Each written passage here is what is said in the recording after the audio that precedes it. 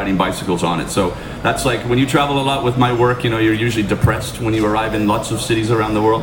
I felt instantly at home. And then I ordered a beer at a restaurant. I said, I'll just have a little beer, please. And the lady brought me like a half liter. And I said, das ist nicht kleine? Das ist normal. Okay, so welcome to Munich, absolutely. But this is who I am, and this is what our company does. We advise cities around the world in all manners of bicycle infrastructure, bicycle planning, policy, and communications. And one thing's for sure, I mean, the reason that we're all here today is the bicycle is back all around the world with a vengeance. And these are really exciting times for livable cities and for transport generally. A lot of people are returning to the bicycle all around the world. A lot of people are trying to sell them things that they think they need, and a lot of things you see even at a bike fair like this, I think, are things that are kind of an overcomplication of something that is very simple, something that has 125 years behind it. But if we want people to ride bicycles in cities, which many of us do, there is one massive hurdle in front of us, and this is creating cities for people in which they can ride their bicycles. First of all, I'm going to plug a European project before I start. This is a project that Copenhagenized Design Company is involved in, and it's cyclogistics.eu. It's kind of appropriate because there's a lot of focus on cargo bikes here at this at the fair. So cyclogistics.eu. It's I'm not selling anything. It's a European project, so you all paid for it, except for Randy, who's from the States, of course. He didn't pay for that. No, but the rest of us did. So have a look at this project and what we're doing in 9 different cities around Europe. But first of all, it's important to establish a baseline for my talk. I'm going to be mentioning the word bicycle quite a few times, probably. And every time I do, I hope that you can get images in your heads of the kind of thing that you see in cities like Copenhagen, Amsterdam, like Munich and Barcelona, of regular people, citizen cyclists, I like to call them, using a bicycle for transport in their city. So when I say bicycle, you think that. You don't think about the whole going for a 100-kilometer ride out in the countryside in spandex. So it's very important. These are fast-moving pedestrians wearing the same clothes that they do on a bus or on a sidewalk. I don't regard myself as a cyclist at all. I'm just a guy who happens to use a bicycle to get around in my city. Now I have to say that we don't even have bicycle culture in Copenhagen. It's really a non-culture. And I've always called it a vacuum cleaner culture. Because everybody has a vacuum cleaner, everybody's learned how to use it, and they all use it, but that's about it really. We don't wave at other vacuum cleaning enthusiasts on the street. We don't give our vacuum cleaners names or polish them. We don't gear up for vacuuming, and really this is the way to describe the non-bicycle culture in Copenhagen. The vacuum cleaner and the bicycle are merely effective tools for making our daily lives easier. On this little journey into the future of urban mobility, a future where humans rank higher than the machine, we're going to be going back to the future. Not long ago I saw this film with my kids, and I saw it in the cinema back in the day, but it's still a great film. And when it was over, however, my son Felix, he said something quite interesting. He noticed something odd about this film. At the end of it, the professor flies 30 years into the future, and he returns with a modernized DeLorean car, one that could fly and that could run on a banana peel and some coffee grounds, fantastic futuristic vision. And Felix, he said to me, Daddy, when was this film made? And I said, well, it was 1985 actually. And then he laughed. He said, well, so this guy went 30 years into the future. That's 2015. That's like now. There's no flying cars. He was having a laugh about this. There's no goofy clothes like the professor is wearing in this in the show. And he's right. And if you think about it, ever since the car was invented, we've heard fantastic tales about flying cars and motorways in the sky and all of these amazing technological advancements. And here we are at a fair like this, at a conference like this, realizing that a 19th century invention is the key to solving 21st century traffic problems. And I love that irony, and I love that poetry. So the screenwriters were way off, but the makeup department was too, because this is what they thought Michael J. Fox would look like 30 years in the future at the age of 47, but this is what the guy looks like today at the age of 49. So the whole point is let's take predictions of the future, of the amazing technological future, with a grain of salt, because not a lot of it has actually happened. This is the point of departure for my talk, and this highlights the problem. People are still dying all around the world in great numbers. 35,000 people a year die in the European Union, killed by automobiles, either inside or out. You add to these numbers the deaths caused by pollution and by illnesses, caused by lack of physical activity, and it makes you want to throw up a little bit in your mouth. This was like a 9/11 every single month, and every single month for the past 60 years, and it really is quite unacceptable. Very little is being done about things like this. I believe that the main reason is that a century of traffic engineering has failed us. The sum of our knowledge after 100 years, apart from the fact that cars are still killing our citizens, is this: there is no way to ease congestion. If you create more space for cars, more cars will come. Think about the time and the money and the lives that we have invested in a century of traffic engineering to arrive at that just one simple fact. So first, let's look at the streets themselves. Think about it. For 7,000 years, streets were extensions of our homes. The space in which we met each other, where we bought and sold our goods, where we transported ourselves, and where our children played. They were the most democratic spaces in the history of Homo sapiens. That has changed in just a few decades. Now we see, and we all know this, we all know the perception, people have this idea that streets are the sole domain of automobiles. Now two main things happened to cause this massive paradigm shift in our perception of streets. First of all, during the rapid urbanization of the late 1800s and early 1900s, engineers were the urban heroes of the day. They were tackling any and all problems that these newly emerging cities were throwing at them, and they did very well, and engineers continue to do so today. The appearance of the automobile, however, was a game changer. Nobody knew how to tackle the traffic safety problem, and it was a very serious problem. Engineers were handed the task almost out of desperation, and almost overnight streets became regarded as public utilities, like electricity, water supply, and like sewers. Puzzles to be solved with mathematical equations. And this is for the first time in 7,000 years. Secondly, the fledgling automobile industry had a problem. This was something back then called the anti-automobile age. Motorists were despised.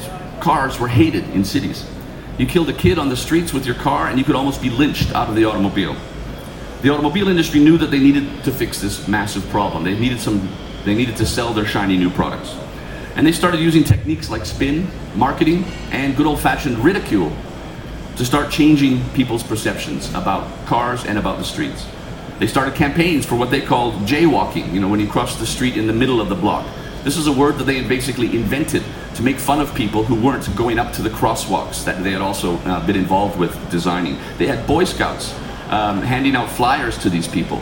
A jay was a negative word for a country bumpkin, somebody from the provinces who didn't know how to be cool in the big city. And they just started making fun of people right off the bat.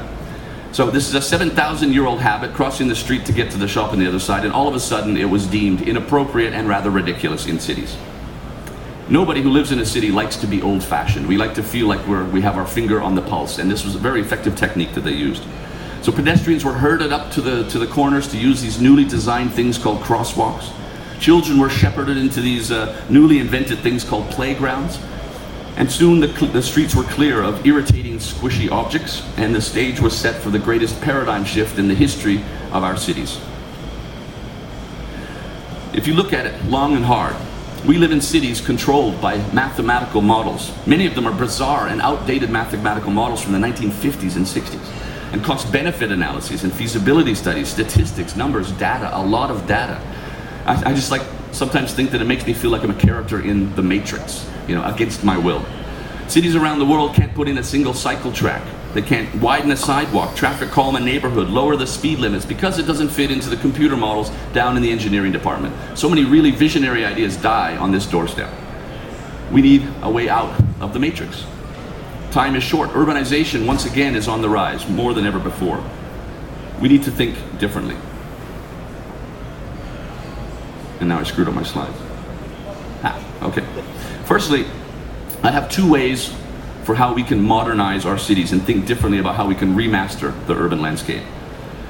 Firstly, it's something that we all share, basic human observation. You can call it anthropology, sociology, if you like, that's fine, but what it is the simple act of human beings watching what other human beings are doing. Direct human observation. This is an example. This is an intersection in Copenhagen on the busiest bicycle street in the world. The city of Copenhagen noticed that a few hundred cyclists were cutting across a sidewalk to get to a parallel street in the morning rush hour on bicycles. And they had to figure out what to do. Get the police to hand out tickets to them all day long, penalize them for riding on the sidewalk, which is illegal in Copenhagen, No, the city decided instead to observe them, accepting the fact that there must be a perfectly good reason for this human behavior. A temporary bike lane was put in, and the results were gathered, and they watched for about 6 or 7 months. A permanent cycle track on the right was put into place. The desire lines of just a few hundred of our citizens were respected. Now, desire lines has to be the greatest expression in urban planning. It's from a philosopher, Gaston Bachelard, from this book that he wrote in the 1950s. Modern cities watch and act upon the mobility patterns of their citizens. Desire lines are democracy in action and democracy in motion. Another example, this is how I get my kicks. This is a view from my hotel room in Halifax in Canada last year. Fresh snow on the commons, the park in the heart of the city. The green lines are the original pathways, perfect for 19th century promenading or going for a run or walking your dog. But in the morning rush hour, the red lines show you where the people were actually walking, carving desire lines straight as arrows through the snow, from the neighborhoods on the left to the city center. It snowed the next day, and it was exactly the same patterns. A modern city would observe this, and they would redesign accordingly. At our company, we decided to take this concept of desire lines relating to bicycle users to the next level. We filmed an intersection for 12 hours outside of our office in Copenhagen. I hired an anthropologist to study the behavior and mobility patterns of the cyclists, the pedestrians, and the motorists as well. She mapped the desire lines of every single one of the 16,631 cyclists who went through that intersection that day. And that's not even a busy intersection in Copenhagen. But it was an absolutely fascinating experience. We've just published the report on our blog, Copenhagenized.com. And I can tell you that there's no computer model in history that can replace 250 hours of direct human observation. A project on this scale, featuring cyclists, has never been done before. You have to go to the next level when you're battling against the matrix. And when you're trying to find new designs for bicycle and pedestrian-friendly intersections, instead of just accepting the car-centric status quo that we've inherited from the last century. This is one of the far too many examples that I see of bicycles being regarded as an irritation in a city, with no regard for design or for the human experience. We still see crap like this being put into place here in 2013, and it boggles the mind.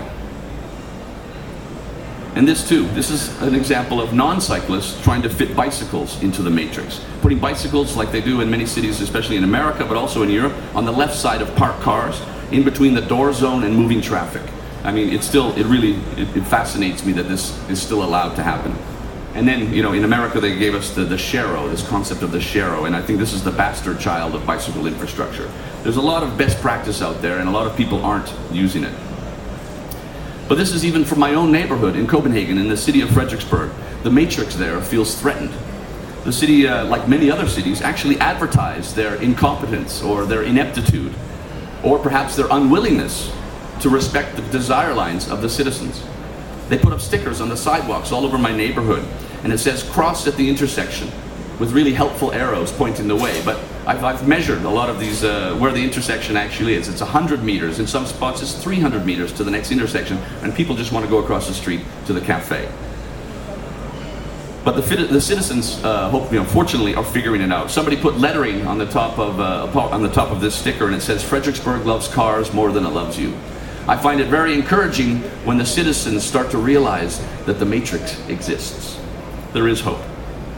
But this whole concept of desire lines was hijacked very early on, and it's a great concept. But this is an example of how traffic planners in Glasgow in 1960s interpreted desire lines. The desire lines here are roads and motorways in the city of Glasgow, envisioning what Glasgow would look like in 1990. So this is their vision of the future. And somewhere underneath all those red lines, there's just people, living in Glasgow, buried underneath motorways. Fortunately, they didn't get the money to make this happen. There's a lot of motorways in Glasgow, but not that vision, fortunately. Direct human observation is a way to modernize our cities, but the other way is also quite simple. It's called design. Applying basic design principles to city planning. Now, I speak to a great many people in my work, and a great many different kinds of people. Politicians, planners, engineers, advocates, architects. And I discovered that I was speaking several different languages in saying the same damn thing.